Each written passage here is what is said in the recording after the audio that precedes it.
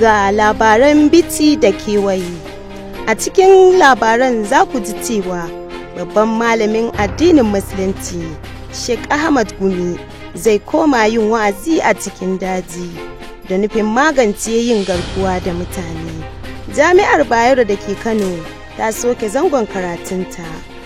Mutanen Malikawar Garu sun gudanar da taron addu'o'i kan ɗan majalisar tarayya, Injiniya Abba Kabir.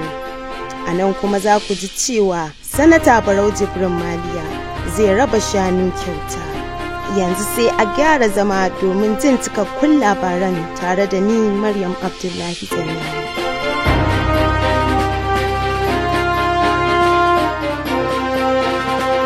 Babban malamin addinin Musulunci Sheikh Ahmad Gumi zai koma yin wa'azi a cikin daji da nufin magance yin garkuwa da mutane. Wakiliyarmu Bahijja Awwal Bichi na da ci gaban labarin. Babban malamin addinin Musulunci Sheikh Ahmad Gumi ya yi alkawarin kutsawa cikin daji domin karkatar da yin wa'azinsa ga masu garkuwa da mutane da neman kuɗin fansa. Da yake jawabi, malamin ya bayyana cewa ya shirya ɗaukar wannan mataki ne domin ganin an daƙile wannan ta'asa da ke faruwa, inda ya ce abin takaici ne kullum a kama a kashe tare da neman kuɗin fansa, wanda wani lokaci a kama mutum wanda ba shi da ko kaza amma sai ka ji ana neman miliyan 3 a gurinsa.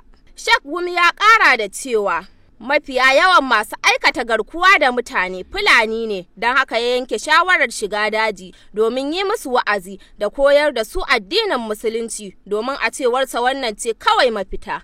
Mai rahoto Bahijja Awwal Bichi daga BRTV. Jami'ar Bayero da ke Kano ta soke zangon karatunta.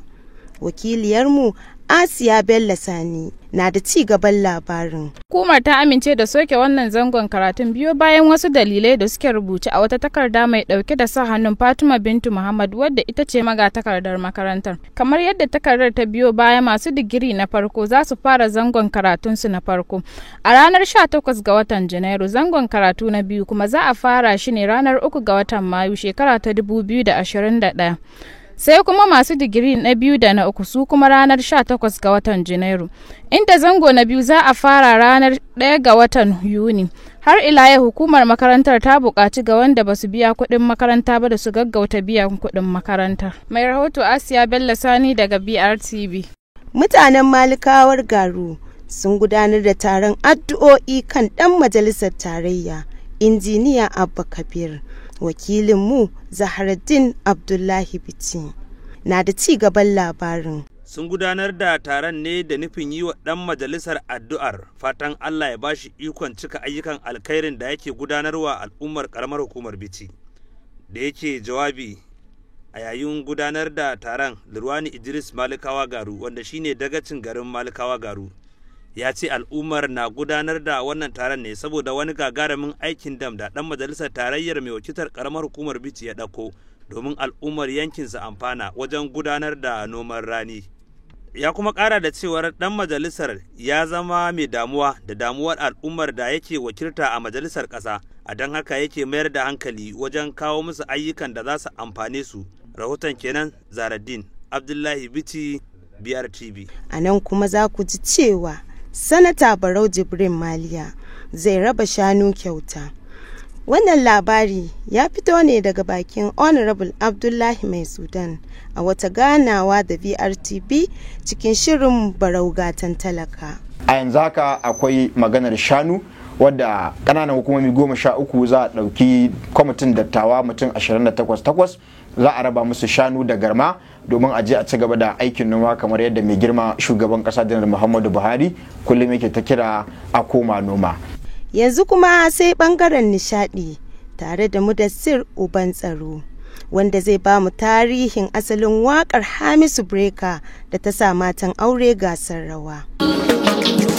Ashe da rai nake son ki jaruma ba da zuciyata ba, komai ruwa da iska akan ke ba za na daina kewa ba. Waƙar mai taken jarumar mata wadda Hamisu Breaker ɗorayi ya rera ta yi matukar karbuwa a wajen matan aure, abin da ya jawo hankalin wasu daga cikin yin gasar rawa a kanta. jaruma ba da zuciyata ba, komai ruwa da iska akan ke ba za na daina kewa ba.